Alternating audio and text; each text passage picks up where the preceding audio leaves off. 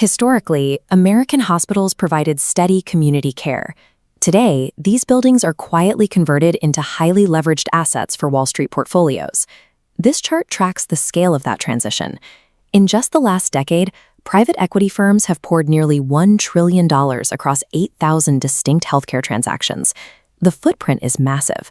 As of early 2025, private equity firms directly own an estimated 488 hospitals nationwide and employ roughly 4.5% of all doctors in the country.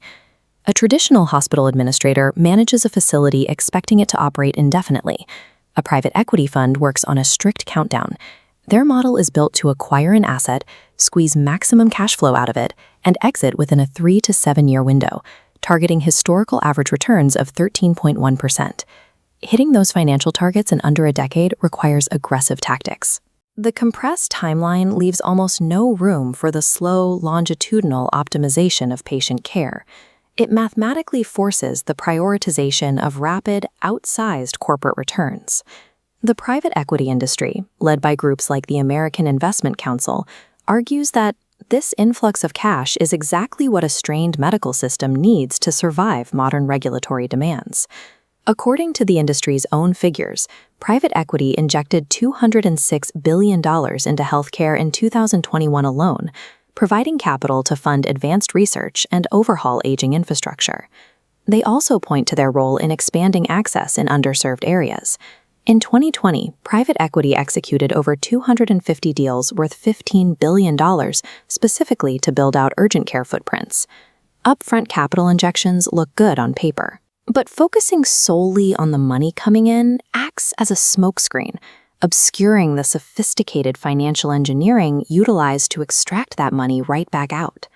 The foundational tool of the private equity playbook is the leveraged buyout. In this maneuver, a firm buys a hospital using a small fraction of its own money and a massive amount of borrowed cash. Crucially, the firm does not hold that debt. It places the massive liability directly onto the acquired hospital's balance sheet. Regulators consider a debt-to-cash ratio of 4 to be highly hazardous. Private equity healthcare companies maintain an average of 7.1. Partners take a 20% cut, socializing risk onto patients while privatizing profits. To rapidly generate cash to service that debt, firms frequently strip the hospital of its most valuable asset, its real estate. Through a tactic called a sale-leaseback, the firm sells the buildings to a third party, forcing the facility to rent back its own infrastructure. With Steward Health Care, Cerberus Capital Management sold the hospital real estate for $1.25 billion to a real estate investment trust, saddling the hospitals with massive, inflexible rent obligations. Cerberus eventually exited the investment with an $800 million total profit. That exit included a $71 million dividend paid specifically to the CEO's management team. Stripping a hospital of its foundational physical collateral permanently eradicates its ability to borrow emergency funds during future financial distress. When selling real estate isn't enough, firms use dividend recapitalization. They instruct the hospital to take on even more unbacked loans. Instead of using that money to buy MRI machines or hire nurses, the hospital issues an immediate, massive cash payout to the private equity investors. Consider the case of Prospect Medical Holdings. Between 2010 and 2021, the private equity firm Leonard Green & Partners systematically extracted an estimated $658 million in fees and dividends from the hospital chain. This 2018 balance sheet shows the absurdity. That year, Prospect generated a $244 million net loss. Despite that, the firm forced Prospect to borrow over $1 billion to fund a $457 million dividend payout. To guarantee enough revenue to service all these engineered liabilities, firms manipulate regional markets through stealth consolidation, often called a roll-up. They buy dozens of small, independent practices sequentially, keeping the deals just small enough to evade antitrust scrutiny from the Federal Trade Commission.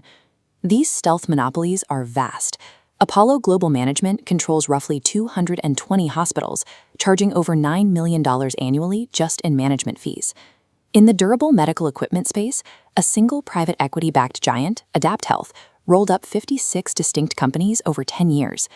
Once competition drops, prices spike. After private equity acquisition, gastroenterology practices see prices jump by $92 per claim, a 28.4% increase, while dermatology and ophthalmology claims rise by an average of $71.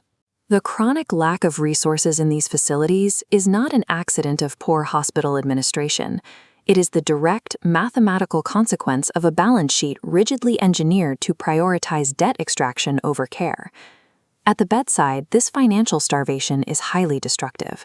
When Prospect Medical's massive debt burden became unmanageable, the company's total liabilities exceeded its assets by over $1 billion. During the pandemic, it relied on emergency federal loans for 71% of its available cash. Leonard Green eventually sold its majority stake for a mere $12 million, abandoning the hollowed-out company to its depths. We can measure the clinical fallout of this model. Comprehensive academic studies reveal that when private equity acquires a hospital, overall in-hospital complications rise by 25%. Private equity ownership of extended care facilities correlates with an 11% higher patient mortality rate. At Steward Health Care, severe under-resourcing and supply chain failures directly contributed to an estimated 15 patient deaths before the system collapsed into bankruptcy. Core hospital staff are typically slashed by an average of 11.6% to cut costs. Forced to absorb extra duties in unsafe conditions, nearly 60% of physicians now hold a negative view of private equity ownership due to a profound loss of clinical autonomy. Delivering healthcare requires intensive labor and specialized, reliable supply chains. Because the demand for medical care is inflexible, the only way a highly leveraged hospital can service its massive debt is by structurally degrading patient safety. Faced with dangerous patient-to-staff ratios, frontline healthcare workers are pushing back. At Apollo's UP Health System, unionized nurses executed a practice strike against the corporate owners, successfully securing an 18.75% wage increase over 4 years and enforcing committees to mandate safe staffing levels. Lawmakers are also aggressively intervening. By 2025, at least 15 states enacted comprehensive health care transaction review laws, allowing health departments to proactively block acquisitions that threaten to impose unsustainable debt loads. At the federal level, lawmakers have introduced landmark proposals designed to directly dismantle the core mechanisms of the private equity playbook. The proposed Health Over Wealth Act requires firms to establish a 5-year operating expense escrow to ensure care continuity if a hospital goes bankrupt. Another proposal, the Corporate Crimes Against Healthcare Act of 2026, establishes severe criminal penalties, including up to 6 years in prison, for executives whose financial extraction results in a patient's death. Without profound structural interventions to restrict extractive financial engineering and enforce strict personal liability, massive debt burdens will continue to break hospital balance sheets. Allowing an investment model built on rapid value extraction to run the American medical system threatens to permanently collapse the essential healthcare safety net.